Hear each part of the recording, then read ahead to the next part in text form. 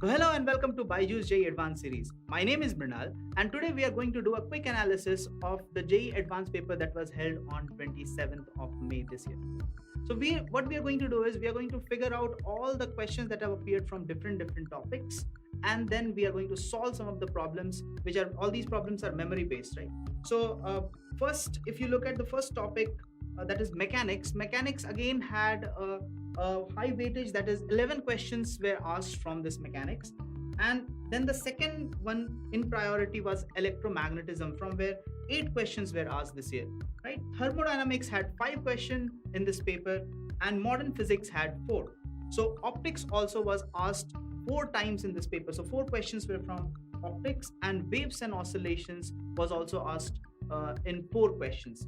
All right, so overall, if you look at this paper was slightly on the difficult side, we can say, because only 3 questions can be termed as easy, where it requires slight basic understanding of the concepts and you could be able to solve these problems. But most of the problems, that is 19 of them almost, were moderately difficult.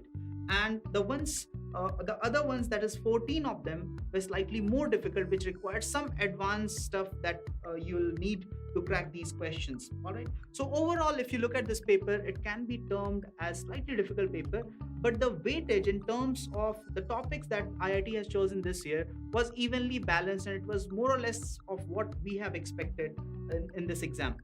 So before we start solving the problem from this year's advanced paper, please don't forget to share, like, and subscribe to our channel for these amazing videos.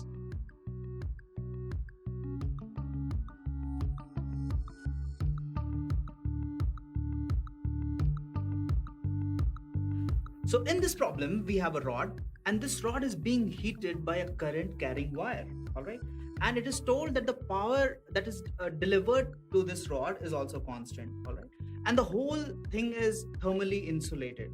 Okay, so no heat transfer. Fine. So for this rod, we have also been given an expression of temperature. So the temperature expression reads T equals to T naught. The whole thing is multiplied with 1 plus beta times of T to the power 1 by 4, where this is the relation between temperature and time. All right, so this temperature varies with time. Now what is asked from us is, what is the heat capacity of this metallic rod? Okay, so how do we go about solving this question is, first we'll write the expression which relates heat to this heat capacity. So if I write the expression of heat, I can write delta Q equals to heat capacity times delta T. Now for small change, I can write that as dq equals to C into dt.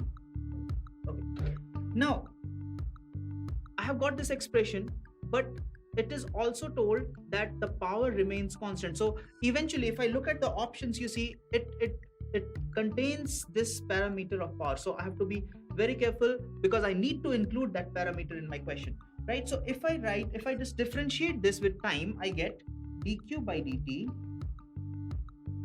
equals to C d capital T by dt. So this d capital T by dt is the rate of change of temperature with respect to time. Now let us first look at the left side of the expression, that is dq by dt. So this dq by dt is actually the rate at which energy is being dissipated, right?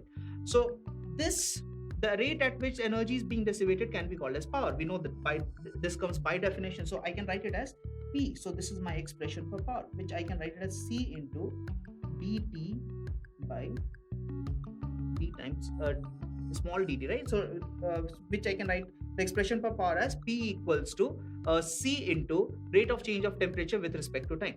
Now I have to find this rate of change of temperature with respect to time. Now for this expression, I have to go to the expression that is provided in the question, right? So the expression that is given in the question is T equals to T naught. The whole thing is multiplied with 1 plus beta into T to the power 1 by 4, right? So if I try to differentiate this equation, if I write dt upon T over here, I get T naught beta into the whole thing will get multiplied 1 by 4, and T to the power 1 by 4 minus 1, that will be equal to minus 3 by 4, right?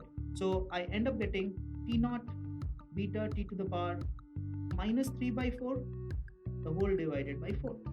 this is what I get for the value of dt by dt, right? That's rate of change of temperature with respect to time. Fine. Now I can substitute it back over here because eventually I'll need the expression for heat capacity. So I can write P equals to C T naught beta small t to the power minus 3 by 4 upon 4. But if you look at this expression, and even if I go one more step ahead, and if I want to express heat capacity, I still have one term of time there, right? But if you look at all these four options, none of them have the this expression of time, which means I have to eliminate time, right? So how do I do that? First, just let me write the expression for C. So I can write C equals to 4p t to the power 3 by 4 divided by t naught into beta, right? Now, if I want to write the expression, or if I want to replace this t to the power 3 by 4, I have to go back to my initial condition that's given in the question, right? So how do I do that? I can write t to the power 1 by 4. If you look at this expression, I just have to take things on the left side and then rearrange it, and I can write t to the power 1 by 4 equals to t minus t naught divided by t naught times of beta. Now, if I just cube it on both the sides, I get t to the power 3 by 4 equals to t minus t naught divided by t naught times beta, the whole cube, right? So this is what I get. Fine. So all I need to do is just substitute this expression for t to the power 3 by 4 into my expression for heat capacity, and I'm going to get the final value, right? And then I can compare with the options. So let me just write it down. C equals to 4p t to the power 3 by 3 can t to the power 3 by 4 can be written as, well, t minus t naught divided by t naught times of beta whole cube divided by t naught beta, right? So if I just solve this, I'll get 4p t minus t naught whole cubed divided by t naught to the power 4, because you see 3 powers are in the numerator, that will come down, and then we have also got 3 powers of beta, and that also comes down and it becomes beta to the power 4, right? So that becomes beta to the power 4. So yes, so we have got the expression for heat capacity, and it matches with, yeah, option A. So option A is my correct answer.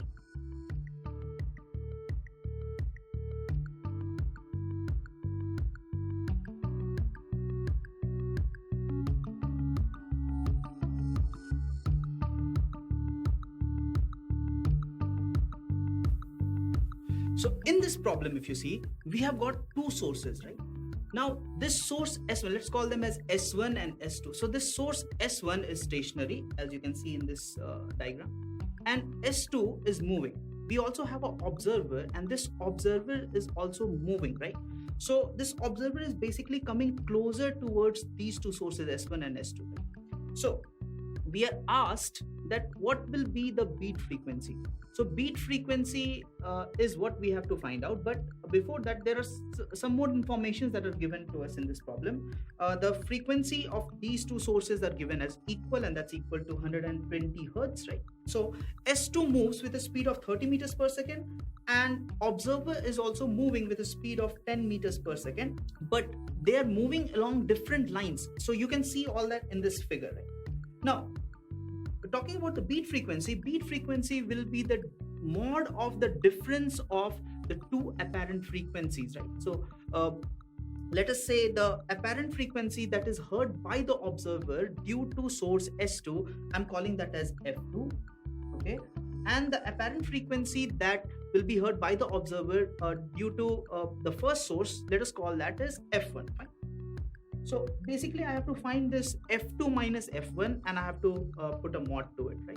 And that will give me my beat frequency. So this is how we are going to proceed in this problem. The second source is going to give me some apparent frequency, and I'm calling that as F2, which is equal to, I can write as F0 into V of where V is the velocity of sound. So V plus or minus velocity of the observer divided by V, where again V is the velocity of sound, minus plus velocity of the source. So this is the formula for your apparent frequency. Right now, a lot of students get confused when should we add and when should we subtract in numerator and denominator, because it has got both of these velocities getting added and subtracted with velocity of sound. So this sometimes gets confusing, but there is no need to get confused, right? So I'll tell you a very simple trick by which you can just remember this, right? So if the two things, the observer and the source, are coming close to each other, then the apparent frequency is going to increase. Now, when it has to increase, definitely my numerator should increase and my denominator should decrease, right? So I have to add, I have to take a plus sign in the numerator and I have to use the minus sign in the denominator, all right?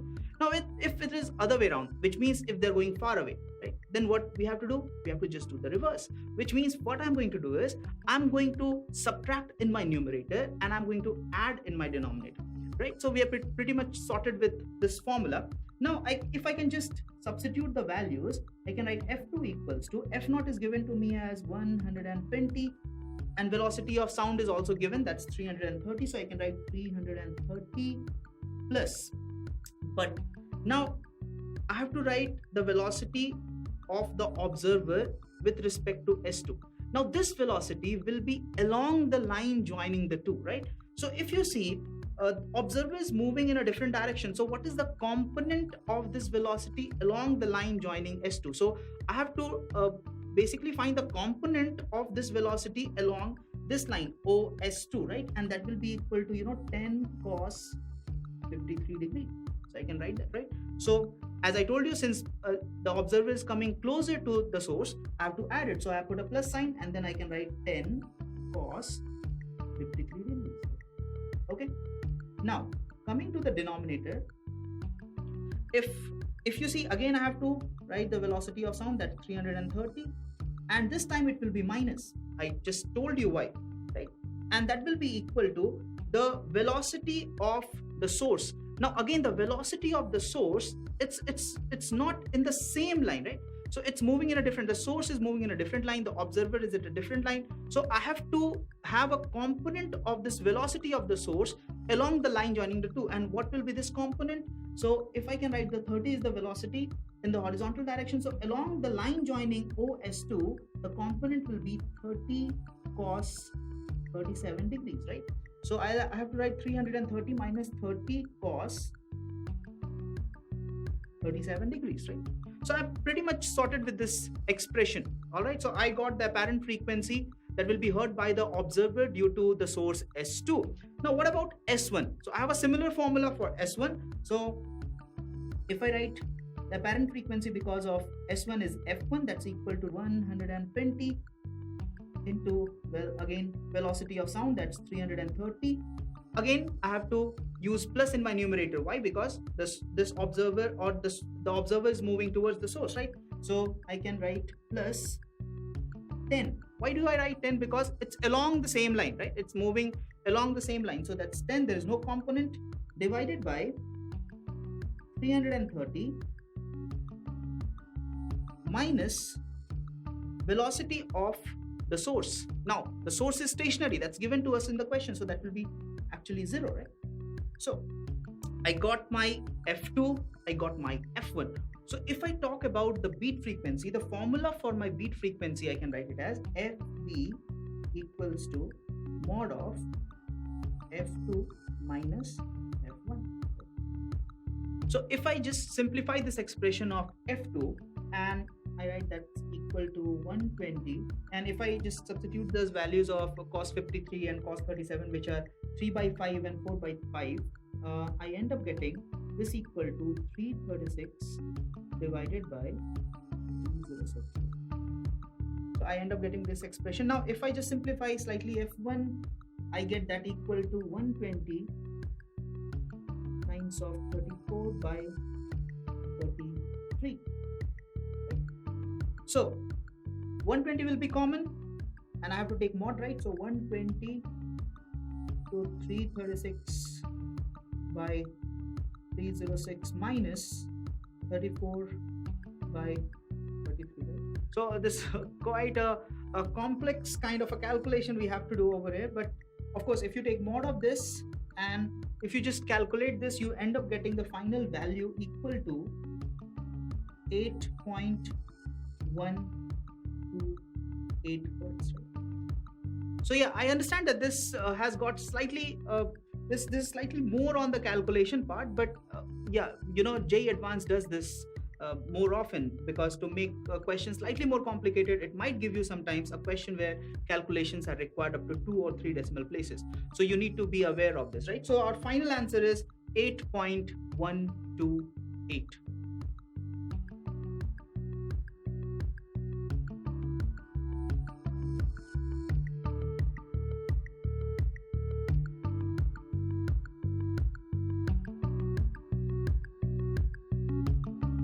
So if you look at this problem, we have been given an arrangement where a block of 10 kg is being suspended by 2 wires of different materials. One is steel, another is copper, right?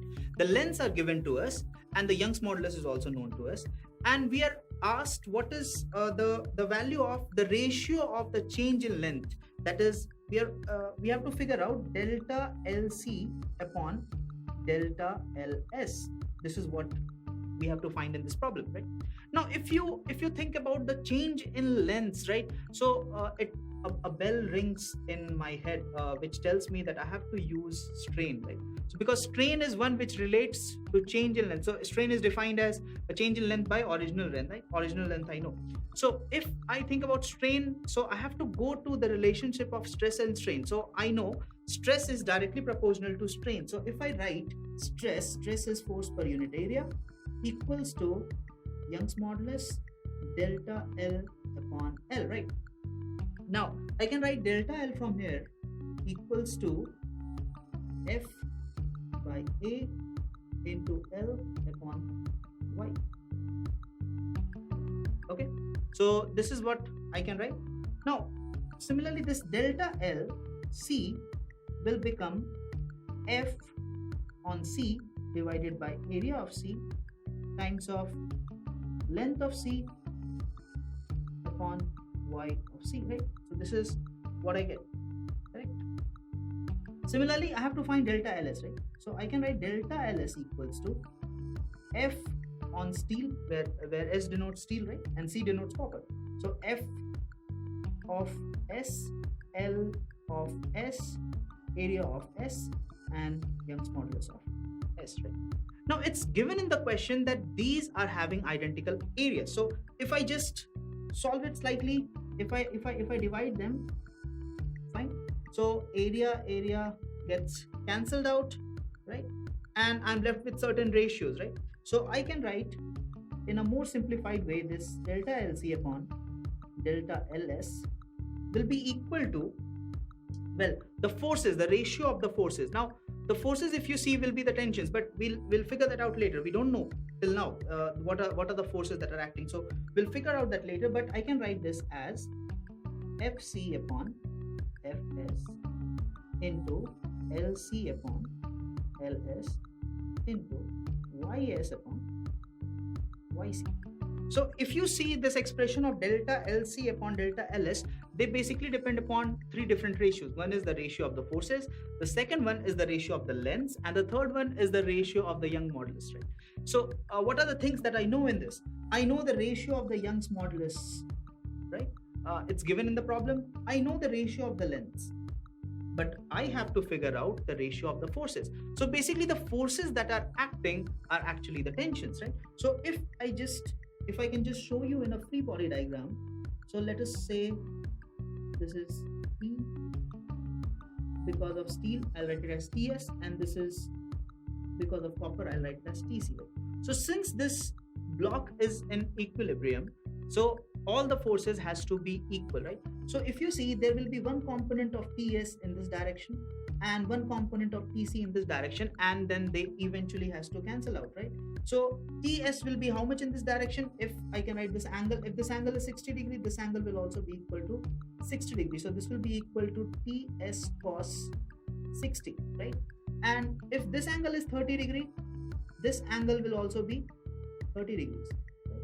So this is because of the interior alternate angle. It's very basic, right? So I can write it as PC cos 30, right?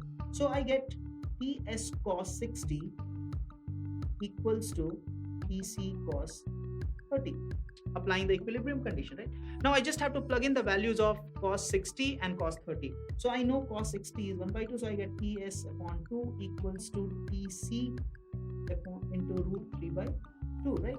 So I get PC upon PS, PC upon PS equals to 2 will get cancelled, right? Equals to 1 by root 3. Okay, so this is what I get for the force balance, right? Now I know every stuff that is required to find my delta LC and delta LS. So this ratio, so I'll just plug in the values because I can now write the force FC as TC, I can write FS as TS, and I have the ratio that's equal to 1 by root 3 times of LC by LS. The ratio is already known to me because the values are given in the problem. So that's equal to root 3 into YS upon YC. So I'll just plug in the values of YS. YS is given as 2 into 10 to the power 11 Newton per meter square divided by YC, which is equal to 1 into 10 to the power 11 Newton per meter square, right? So all these things are given to me. Now this root 3 cancels out. 10 to the power 11, 10 to the power 11 we can cancel out. So we end up having final value as 2, and 2 is my correct answer.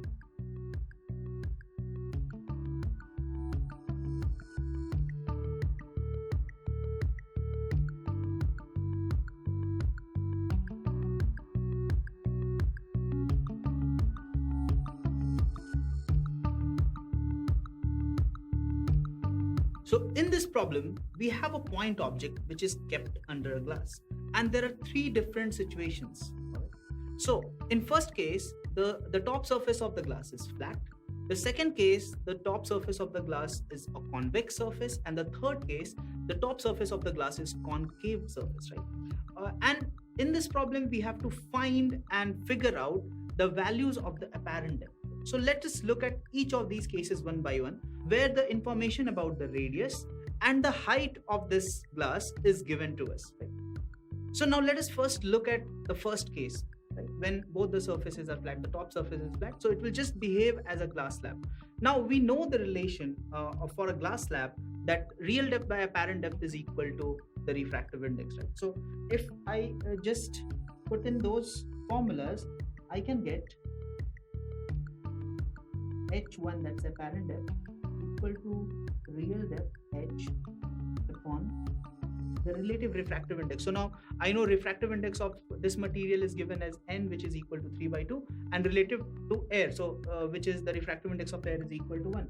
So I end up getting H is equal to H is given to me, that's equal to 30 centimeter divided by 3 by 2. So 2 will come over here, right? So it goes 10 times, I get 20 centimeters, right? So in case 1, I got H1 equals to 20 centimeters. Fine.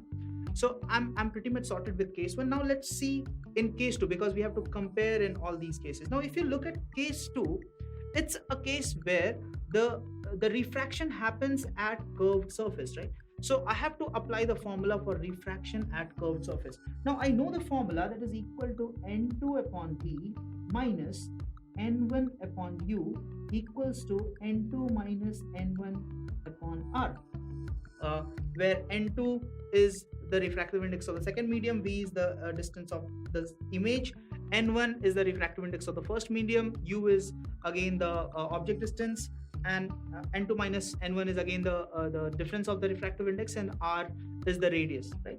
So all these values are pretty much known to us. Only the image that will be formed, let us call this image distance as H2 for this case, right? So since this is my case 2, so I can write N2 is equal to 1, of course, so I can write it as 1 upon minus H2, that's minus N1 is equal to 3 by 2, that's 1.5, divided by U, where U is obviously equal to 30. So since it is on this side, so I can write it as, minus 30 equals to N2 minus N1, that's 1 minus 1.5 divided by 3 meters. I can write it as minus 300, right? Minus because it's a convex surface, right? Again, you have to do some calculation. So finally, the value that you get for H2 will be equal to 20.68 centimeters. So that's what you get for H2. Now let's look at case 3, and once we have got all H1, H2, H3, then we can compare all the three and we can figure out which of our options are correct, right? So if you look at this case 3, the surface, the top surface is basically concave. So again, I have to apply the same formula for a curved surface, right? So if I again write down this formula, N2 upon V minus N1 upon U equals to N2 minus N1 upon R, and I just plug in the values by taking the value of the image distance as H3. Again, this H3 will be minus. Why? Because it will be formed on this side. So I can write N2 is 1 upon minus H3 minus N1 is 1.5. So 1.5 divided by, again, U is minus 30 because that's what H is given to me, right? That's what the object distance is, which is equal to, again, 1 minus 1.5. But notice this time R will be positive, right? So if R is positive, then this will be equal to, 300. Fine. Now, if I calculate this, I end up getting my value of H3 equals to 600 upon 31. Again, slightly calculation we have to do. So if you just calculate this, you get 19.35 centimeters. So now I know all the three values. So H1 was equal to 20, H2 was equal to, I think, 20.68, and H3 is equal to 19.35. So if I have to compare all this, I can conclude that H2 is maximum, then comes H1, and then comes H3, right? Now, if you look at the first option, option A is actually telling me what's the difference between H2 and H1. So I can find H2 minus H1, that's equal to 20.68 minus 20, that's equal to 0.68, right? But obviously, this does not match with the option. So which means option A is wrong, right? Now for option B, which says H2 is greater than H1, of course you see that we have got this expression where I have compared it. So I know H2 is greater than H1, so obviously option B is correct, right? Now let's look at option C. So if you look at option C, it says H2 is greater than H3. Again, I'll look at the same expression and you can see H2 is obviously greater than H3. We have got the values as well, right? So B and C are correct. Now let us look at D. D says H3 is greater than H1, which is obviously wrong. So the correct options are option B and option C.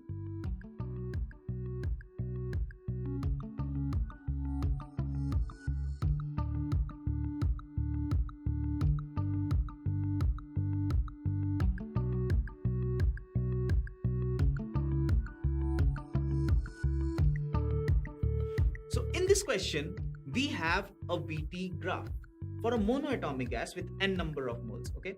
And if you look at the options, in every option we have to compare the values of heat in terms of work and in terms of the type of processes that is. Of course, we are going to go one by one for all of these options, but first, for solving this problem, I need to figure out each of my process one by one. So let us first talk about this first process, that is 1 to 2. Now, if you look at this process 1 to 2, you will notice that this is a straight line, okay, on a VT graph, and it passes through the origin. Now, a straight line on a VT curve passing through the origin implies that it's an isobaric process. Now, how I can say that is that I know in this case, V is directly proportional to T, which means V by T equals to constant. Now I can compare this with an expression of ideal gas equation, that is PV equals to nRT, right? And I can write V upon T equals to nR upon P, right? So I can write this expression, right? Now, if this has to be constant, if B by T has to be constant, then obviously pressure has to be constant. So my process 1 to 2 is a constant pressure process. All right. Now similar is the case with my process over here, that's 3 to 4. So 3 to 4 is also a line which passes through the origin, right?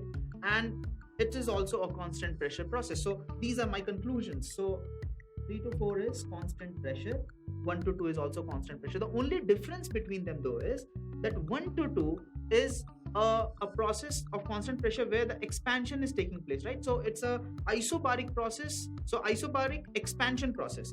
And this process 3 to 4 is an isobaric compression process. All right, so work done will be different in both these cases. During expansion we take the work done as positive, and during compression we take the work done as negative. But we don't have to worry about that now. Let us talk about the other two processes. So we have figured out two. Now let us talk about this process from 2 to 3, right? So 2 to 3, if you see, it's a straight line which is parallel to the temperature axis, right? So if a straight line is there which is parallel to the temperature axis on a VT curve, it means that it is an isobaric process or a constant volume process. So this process 2 to 3 is a constant volume process, right? And the process 4 to 1, again, if you look at the diagram, you will see that the whole process is happening at the same volume of V naught, whereas 2 to 3 is happening at the same volume of 2 V naught, right? So which means that process 4 to 1 is also a constant volume process. So process 4 to 1 is also a constant volume process. So now as we have figured out all the 4 processes, we'll look into the options one by one. Now if I look at this option, option D is wrong, obviously. How I can say that? Because I have figured out all the processes and none of them are adiabatic. So I can directly eliminate option D, right? So option D is wrong. Now let us talk about the other 3 options, right? So now if you look at option A, I have to write the values of the heat interaction during process 1 to 2 and 3 to 4. So let's write that. So if I write delta Q 1 to 2, I know it's a constant pressure process, so the formula will be NCP delta T, right? And if I have to write the value of heat interaction during 3 to 4, I'll write NCP delta T, where of course the delta T is the change in temperature, and change in temperature I can directly look into the graph and get these values, right? So I just have to divide these, right, and find the ratio. Now I just plug in this value, I'll just solve it over here. I get NCP delta T for process 1 to 2. Well, 1 to 2, if you see, 2 is at a temperature of 2 T naught and 1 is at a temperature of T naught. So if I subtract final minus initial, 2 T naught minus T naught, I get T naught, right? And if you look at the process 3 to 4, 3 is at T naught and 4 is at T naught by 2. So I can write NCP. So final, again, final minus initial will give me what? T naught by 2, and I have to take a mod of it, right? I have to take a mod of this. Fine. So N gets cancelled, CP gets cancelled, and T naught will get cancelled, and this 2 will come in the numerator, and I'll get the final value as 2, right?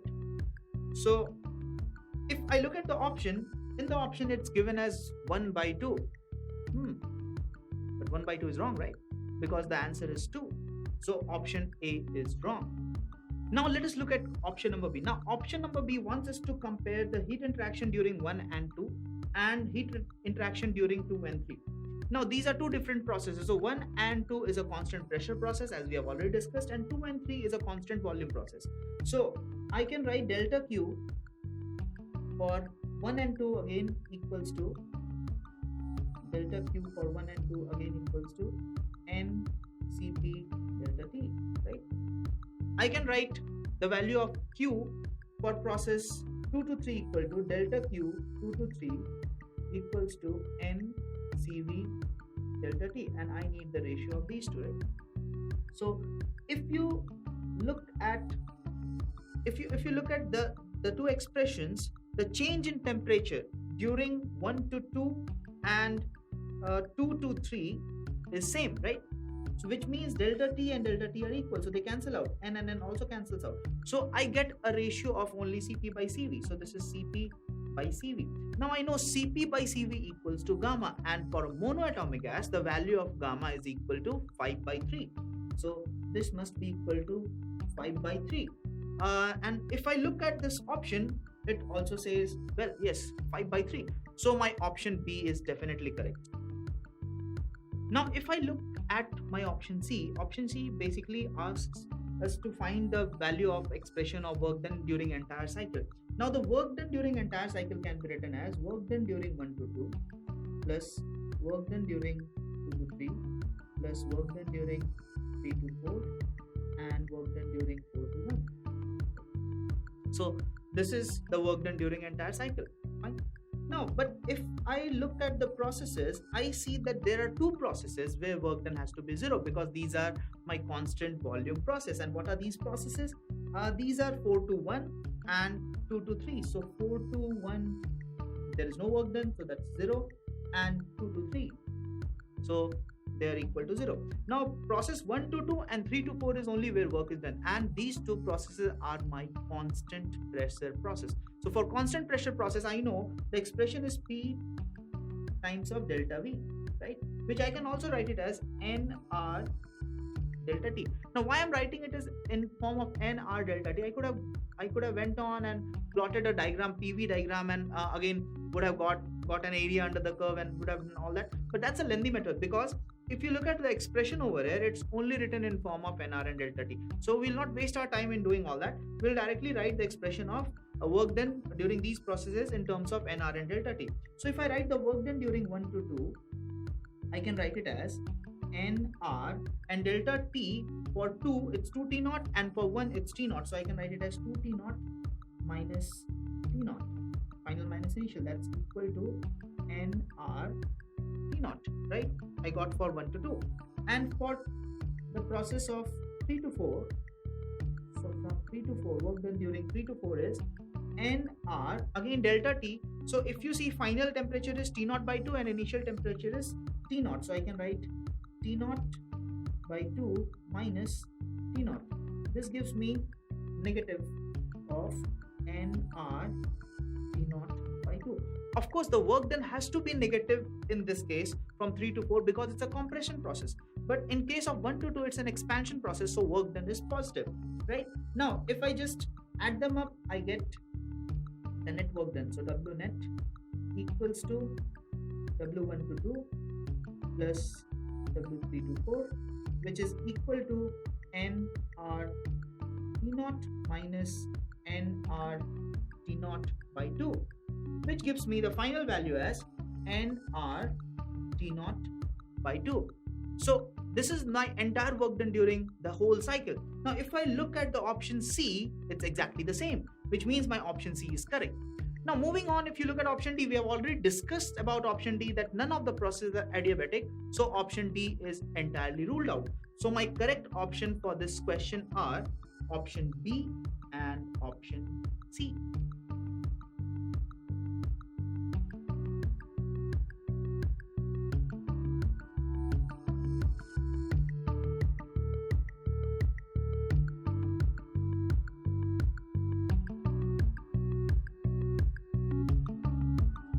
So in this problem, we have a frame and there is a rod which is sliding over this frame at a speed of 1 centimeter per second. Right? The resistance associated with this frame is 1 ohm, and we also have an inductor connected in series. The value of the inductance is given to us as 1 millihenry. Right? So this entire thing is kept in a uniform magnetic field which is going into the plane, and the value of the magnetic field is 1 Tesla. Right? Now the question is that just immediately after we start sliding, in 1 millisecond, how much will be the value of the current? If I look at this problem and I see that if the moment this rod starts moving, it's going to change the magnetic flux. Now if there is a change in magnetic flux, there will be an EMF developed. Right? So I know the expression for EMF, so I can write EMF equals to B times of L, right? Where B is the magnetic field which is given to me as 1 Tesla, into V is the velocity of this rod, right, which is given as 1 centimeter per second. Now if I convert that into SI units, that meter per second, so I can write it as 10 to the power minus 2 into length is given as 10 centimeters. Again, if I convert it into meters, then I get 10 to the power minus 1. So I end up writing my value of EMF as 10 to the power minus 3 volts. Okay, so I got the value of EMF.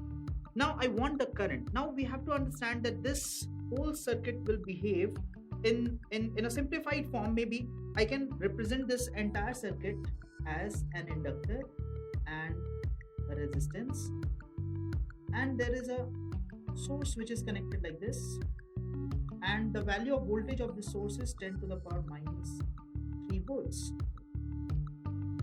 It will behave as an LR circuit. Now in LR circuit, we know that the moment you switch on the current, there is a growth of current. So the expression for growth of current is I equals to I max times of 1 minus e to the power minus PR upon L. So this is the expression, right? Now for this expression, I need to plug in my values for Imax. I need to find first the value of Imax, and I have to substitute all these values, and then finally I'm going to get an expression for current. So if I want to write my Imax will be equal to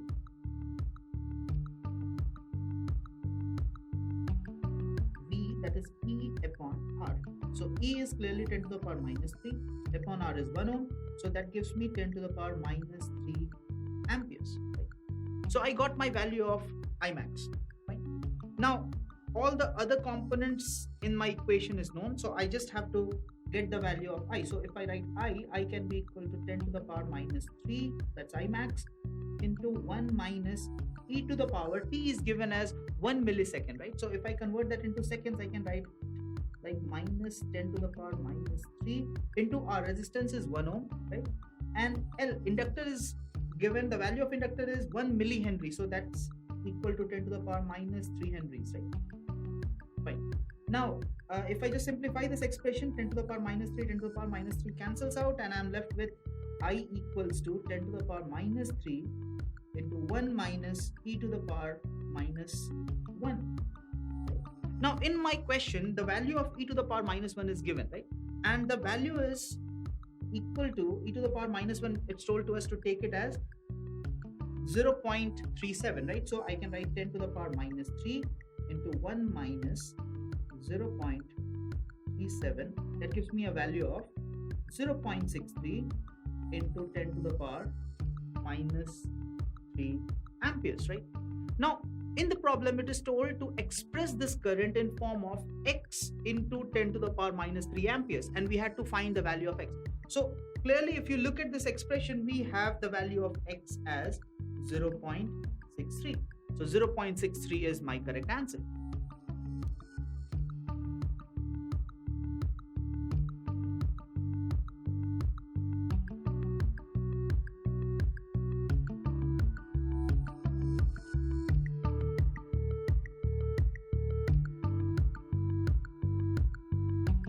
So in this problem, we have potassium which is disintegrating into two other elements, that's calcium and argon. And we are given the values of the disintegration constant for both of them. The disintegration constant for calcium is equal to 4.5 into 10 to the power minus 10 second inverse, and the disintegration constant for argon is 0.5 into 10 to the power minus 10 per second, right? So these are the information that is given to us. Now what is asked from us is that at what time, okay, this potassium will disintegrate by 99%, or only 1% of potassium is left. So that is what we have to find out. Fine. So let's start with the radioactivity decay law. Fine. Now we know that this is the case when one nuclei is giving me two other nuclei, right? So which means potassium is giving me calcium and argon.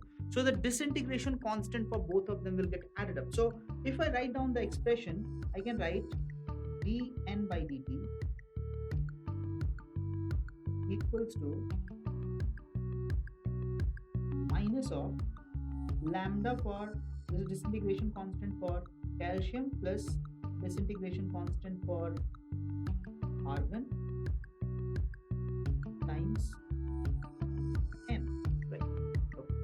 Now if I just integrate this expression for a value of n to n naught and for time 0 to t, I can write dn by n equals to minus lambda CA plus lambda R1, and dt will go on that side, so dt, and this is 0 to t, and this is n naught to n, right? So dn by n, I get ln of n,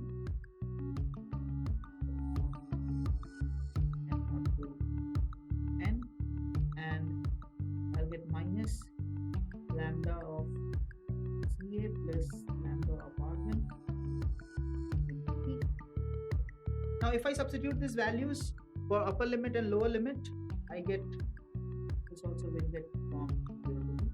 I end up getting ln of n by n naught equals to minus lambda of calcium plus lambda of R1 times 2.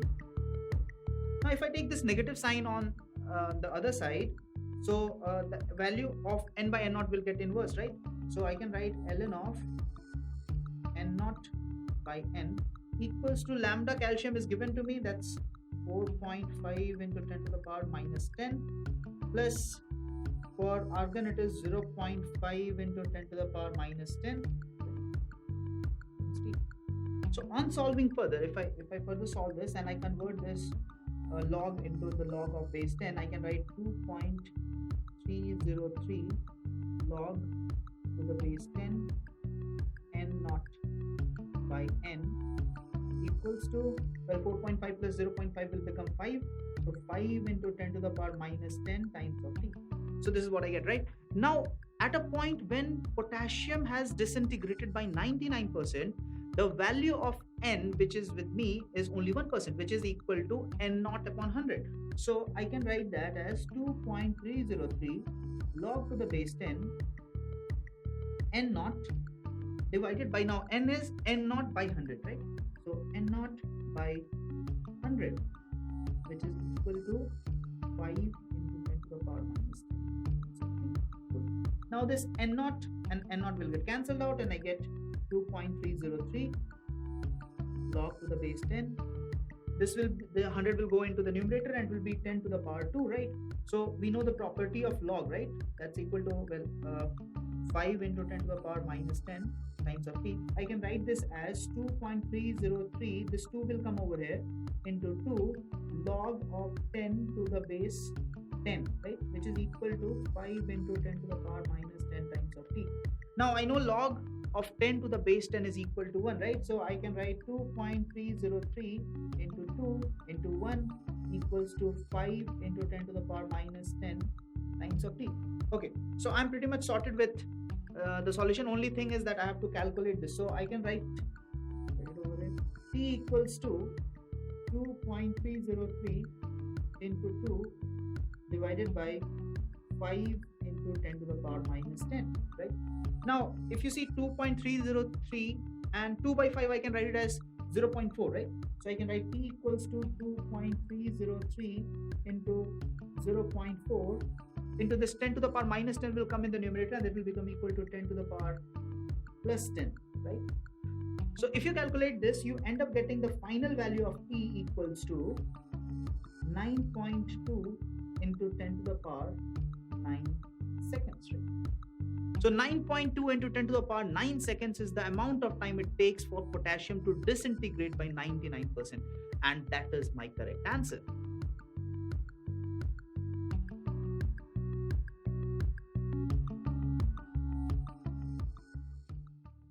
For more videos and live lectures on the JEE, click on the subscribe button now.